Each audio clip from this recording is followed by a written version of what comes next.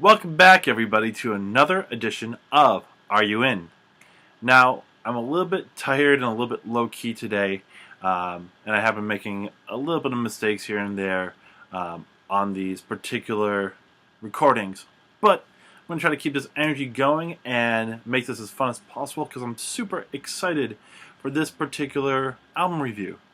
Now, you might be asking, hey, Kyle, why are you so happy about this one? Well, I'm going to tell you. Today we're going over one of my personal favorite bands of late, titled Electric Guest, and their newest album entitled Plural. Now, people who don't know who Electric Guests are, well, they are a electronic indie rock and pop band from Los Angeles, California. Their members include Asia Takani, is the lead vocalist, and also the brother of Jorma Takani, which he is a member of Lonely Island and a member on SNL. Then you have Michael Cornbread Compton on drums, Luke Top on bass guitar, and Reese Richardson on electric guitar and keyboards. Now, they've only had one CD before this, entitled Mondo. It came out in 2012, which was my junior year of college. And I remember listening to this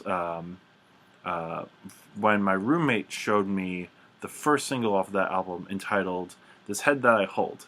A phenomenal, upbeat, funky dance song, which is very catchy. And probably people have heard this song without knowing who this band is.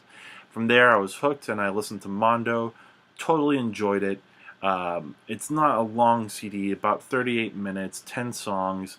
A lot of the songs do end abruptly, but they never overstay their welcome, and all of them are very interesting, bring their own ideas to the table.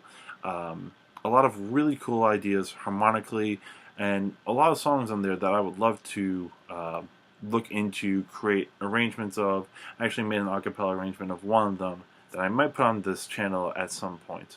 But we'll see. Just overall, an awesome CD in my top 5 of that year. And I was, super excited to hear another CD, but nothing ever came. I was always wondering why another CD hadn't come out yet. And it's interesting, even though as I like it that much, it was panned a little bit. I believe on Metacritic it has like a 59 out of 100, which is interesting because usually Danger Mouse has also worked on this CD, and anything that Danger Mouse usually touches is usually pretty good. But it was panned, so maybe that's why, but who knows. All I know is that about a month back, I was at work, and I heard This Head That I Hold come on, and I was like, I haven't listened to this CD in forever. Let's listen to Mondo on the way home. And then I go onto YouTube, and I see that there's a whole new playlist. And I'm like, I feel like I would have seen something about this. And I was like, maybe this is like an EP or something. But no, it was their second album, Plural, which was dropped in February. And I was like, oh my god, I gotta listen to this. Like, I need to stop everything and listen. So what I actually did was I listened to Mondo first, just to make sure if I remember it as well as I do, and then I listened to Plural. Now, what did I think about all of this? Well, before I say that, I'm going to go over each particular song, the pros and cons of them, and then we'll talk about this in the whole. So first off, this first song is Zero, and a very awesome song to start off with. It starts very plainly, but builds and builds and builds into something truly great. Asia sounds phenomenal on this because he has worked over the years his falsetto. If you compare This Head That I Hold with Zero, the falsetto sounds so much stronger on Zero. It sounds like it can hold its own over the lack of instrumentation, and it stands out phenomenally on that song. So props to him for keeping this song very, very interesting, and just builds and builds. And I will say the ending part of it is a little bit weird, but overall a great first song. Then you have Glorious Warrior, which has an awesome drum sound, uh, but honestly, it's not that memorable. It it feels like they didn't know what to do with that particular song, um, and it kind of just repeats itself on and on. It's interesting, but not great. Next song you got is Back and Forth, which is also a really cool song, and I'm going to nerd out for a second about a particular thing in it. So, at the beginning, it seems like it's going to be just like a very conventional song with a like building of instrumentation and then put in a drum beat somewhere.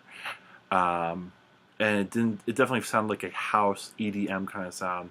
Like it, I felt like the drum beat was going to be something like a, of course, something like that, right? But eventually, when the drum comes in, it's more of a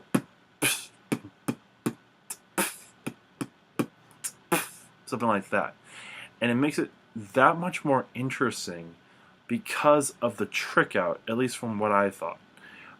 So, I mean, it's a great song on its own, and it does at some point feel like it does overstay its welcome a little bit, but it toes that line without going over it. So that is really cool. Overall, my favorite song on that CD, and that one and Zero, I definitely want to look into doing some sort of covers of. So we'll see in the future. Fourth song is the first single off the album, entitled "Dear to Me," and it also features the sisters from Haim. For those who know who that is, which, by the way, just found out that Haim just came out with a new CD. Got to listen to it, and hopefully I'll make a review of that. But anyways, they sound great on this particular single, and the single itself is good because Asia does wonders with his singing, making it a very personable song, even though the lyrics aren't great and the instrumentation behind it isn't that amazing. But because of his vocals, it services it, and it's a good single. Next, you got "Oh Devil," which is another on the lines of not a haunting, but a very somber song in the terms of the vocals themselves. Now, there's a pretty good drum beat behind it, so it's not like a sad or a ballad song, but because of the way that Asia sings it in his falsetto, it makes it beautifully haunting in the way, especially when it's a song about personal demons and everything like that. So, good song, though it does overstay its welcome at the end. It doesn't wrap up greatly. So there we go with that one. Then you got "Back for Me," which is the other single off the album, at least for now. "Back for Me" sounds like it could have been on Mondo, which is a great compliment because it is a fun, fast-paced song with much more interesting ideas in it than "Dear to Me." And it makes it so that Asia's voice complements it rather than just being the main idea. There's some overlay of voice parts that make it sound a lot like something off of Mondo. And overall, like, it does repeat itself, but it never stays its welcome long enough for it to be boring. Halfway done, we got track 7, which is "See the Light," which is a beautiful song. Not much anything else behind his voice other than like overlaid voice parts and a kind of like a clock sound in terms of a beat. And he mingles in between beautifully his chest voice and his falsetto on this song, which makes that song. Even if, again, lyrics aren't great, and it does end a little bit abruptly, but a beautiful song nonetheless. Then you have "Over," which has some interesting harmonic ideas. I believe there's a part in the pre-chorus where he's on a major seventh and or like a minor seventh, and the bass note is on the root, and just this motion underneath it, which is cool. So there are some interesting things, and of course his voice does wonders on that. But at the same time, the chorus is a little bit blah. Um, like he says a couple of words, and then in the middle of it, he goes do do do do do do do do do do do, kind of like, oh well, I got something, so now, but I can't figure out what else I want to say, so we're just gonna go do do do, right? And then the bridge part is doesn't really work with the song. The song was very interesting on its own, even without the interesting chorus. And then all of a sudden, you bring this in, and it doesn't really work with it, which kind of ruins the song a little bit, but not enough to completely destroy the song. So then you have My Omen, an alright song, very upbeat, but very forgettable. I never really go back to this one. I believe that there are some interesting lyrics in it. Again, talking about more of a personal side to him, but I don't know. Just I could never get hooked onto that song. Then we got Sarah, and Sarah has an interesting idea talking about trying to see someone again that they haven't seen for a very long time and wondering what they would be like. But the music behind it does not work.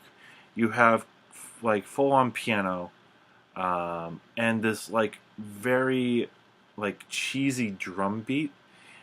The way I would describe it is, it seems like a song that could have easily been on Bastille's newest album last year, Wild World, which isn't that much of a praise. As much as I love Bastille's first CD, this particular song is mediocre at best. And I wish I wasn't saying that, because it sounds like it's an interesting idea, but it doesn't really work on this CD. So definitely the worst song on this album. And then the last song is Bound to Lose, which is a decent enough ending song to pick up the remains of Sarah. It's much, much more energetic and interesting at times. So good enough ending song, but not enough to salvage that ending. I wish there was a different one on there, I guess. I mean, it does. It's not bad. It does its job. It's just not interesting enough to be like, wow, this was an amazing ending. And that's where I kind of am with this particular CD. It starts off fantastic. I mean, it's kind of its own beast compared to Mondo. Mondo was a little bit more diverse in its sound, probably because they were looking for what they wanted to do with their sound, since it's their first album. And because of that, you have all these things thrown in at different times, where you have, something like Amber, which is more of a ballad kind of sound, if you will, with very sparse ideas, and then you have something like Awake, which has all these different harmonies that sound awesome and overlay, and then this completely different change of pace at the end. Or Trouble Man, which is ballad at first, but then they pick it up, and then like all these cool, really cool ideas. Or even something like This Head That I Hold, which is this funky beat, and then Under the Gun, which is very more somber. Like, all these different things worked very well, even if it was completely different ideas, because everything was so interesting. And even still, I go back and listen to different parts and sing different parts because it's interesting. But with Plural, even though their sound is more cohesive, it somewhat doesn't work as well. And I think it's because there's something's lacking from that sound from Mondo. Like, what I love about Back for Me is the idea that there are so many different ideas and so many different interesting things going on in there. But it doesn't really work with everything else. Like even with Zero, it does have some very interesting harmonies and it builds well, but there isn't much to the arrangement itself. So that's where I get frustrated because then when I don't have something interesting to listen to in the background, I'm just listening for the voice, and then the voice has to do amazing in order to make those songs work. Well, they'll get stale. Now, to Ace's credit, he sounds phenomenal on the CD. He sounds so much better than he did on the first CD, and that's saying something because he already sounded great on that first CD.